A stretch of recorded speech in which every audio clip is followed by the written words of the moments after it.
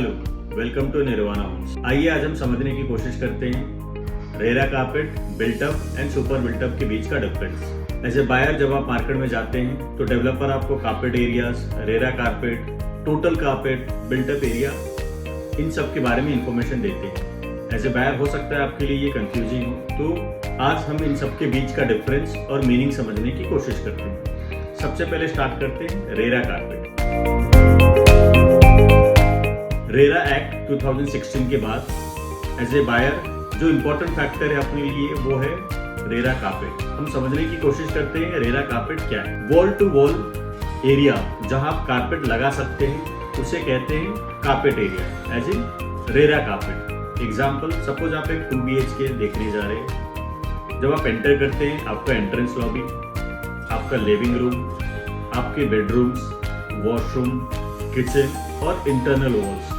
Internal walls as in आपके room और living room के बीच की जो वॉल है वो, इन सबको जब आप कंबाइन करते हैं वो होता है रेरा कारपेट। आपने अक्सर कॉस्टेड पे देखा होगा RERA carpet plus enclosed balcony, terraces और टोटल कारपेट। अब हम समझते हैं टोटल कारपेट क्या होता है। जब आप रेरा कारपेट में balcony, terraces, dry balcony add कर देते हैं वो हो जाता है टोटल कारपेट। अब इस टोटल कारपेट में जब आप एक्सटर्नल वॉल्स ऐड करोगे वो होता है आपका बिल्टअप एरिया। आपके कारपेट और आपके बिल्टअप एरिया में 10 से 20% का डिफरेंस हो सकता है। अब हम बात करेंगे सुपर बिल्टअप एरिया की। आपके बिल्टअप एरिया में जब आप ऐड करते हो common area, passage, lift area, वो हो जाता है सुपर बिल्टअप एरिया। आपके कारपेट और सुपर बिल्टअप एरिया में 30 to 40% का डिफरेंस हो सकता है। होपफुली आपको carpet, built up and super built up के बीच का डिफरेंस समझ में आ गया होगा।